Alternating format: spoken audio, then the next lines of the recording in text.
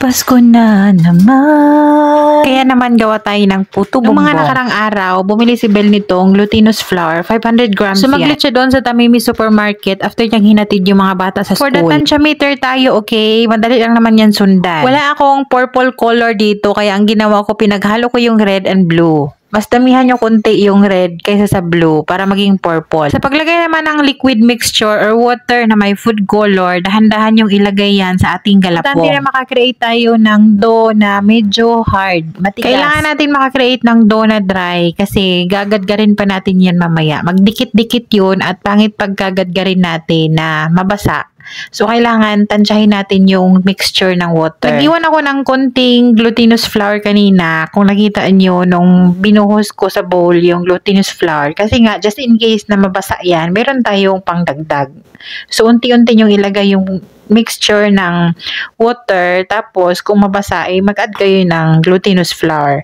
Hanggang makakreate kayo ng ganyan, hard na dough. I-mix lang natin yan lahat para magpantay yung kulay. Tapos, yun na nga, gadgarin natin yan. Kailangan natin siya gadgarin para magkakaroon tayo ng texture na ganyan. Ito yung traditional na mga kakanin tuwing Pasko, lalo na simbang gabi. At napakadali lang gawin itong puto bumbong na to at sobrang sarap. Napakadali lang makagawa na tayo sa bahay kahit wala tayong bamboo steamer na pang puto bumbong. Yung traditional na lutuan talaga nito is yung bamboo steamer, yung mga tube-tube na bamboo.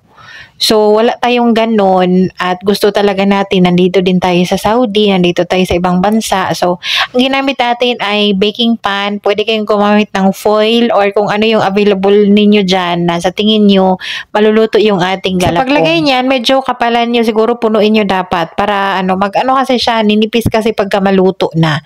Gumamit nga ako dyan ng disposable na box na yan, yung mga leftover food from restaurant, yan yung hinugasan ko yan at hindi ko tinatapon.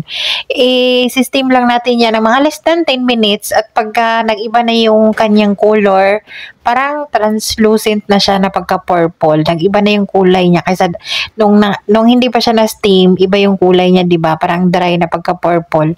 So pagka ganyan na yan siya, luto na siya. Basta less than 10 minutes lang yan, luto na. Manipis din kasi. And then, lagyan natin ng margarine para mas malinamnam. Kayong anong ilagay nyo dyan, butter or margarine, pero margarine naman talaga yung ilalagay. Baka naman dyan star margarine. Last year, gumawa tayo ng puto bumbong, pero sobrang nag-struggle ako talaga doon sa nyog. Dahil buo yung nyog na binili ko at wala tayong pangbiyak dito. Basta nakita nyo yan, shinare ko yung nakaraang araw. Last year ko yung gawa. So this time, bumili na si Bel ng ano na siya, nakagadgad na at nakalagay na sa box.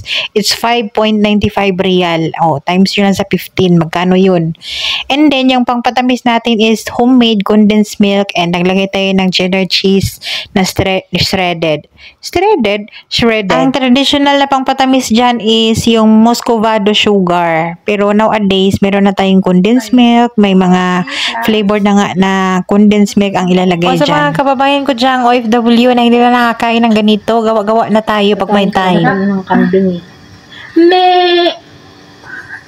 Hindi nakamubuon si Bel. Hindi kambing ka na, wala ka namang ginagawa eh.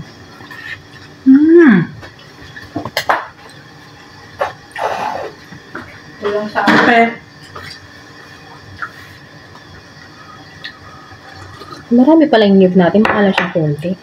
Alam mo kasi, spread yan.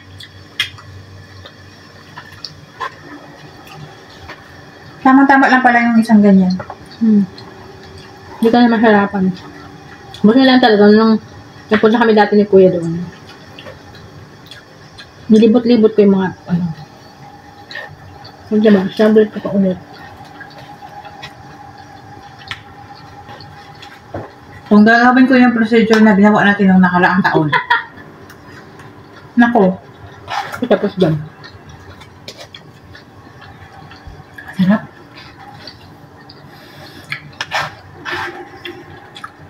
Ating painitan natin ulo natin kahapon. Ang Shanghai, di ba? Naglalaban tayo ng kape Di ba masarap talaga sa kape? Naglalaban niya nga ako. Masarap lang mo sa siguro buka. Hindi, dadali mo pala sa mga Inday.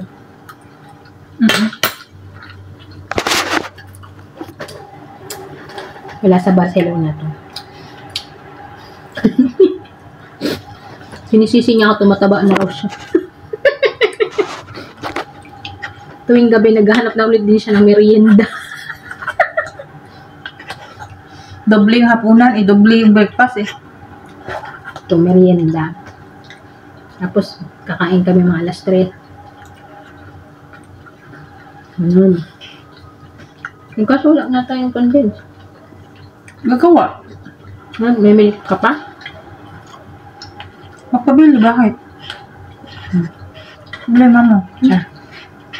Nakagawa ako dyan ng 2 malalaking lutuan, tapos yung 2 box na yan. Yung medyo malaki dyan, yung nasa unahan, bukas idadali namin yan dahil may istiraha para naman makatikim yung iba nating kababayang mga kaibigan dito. And then, yung isa is pangkain namin later. Yung isa nabigyan na namin yung taga-Manila kanina. That's our cravings for today. Natupad na talaga yung puto bumbong natin for this year.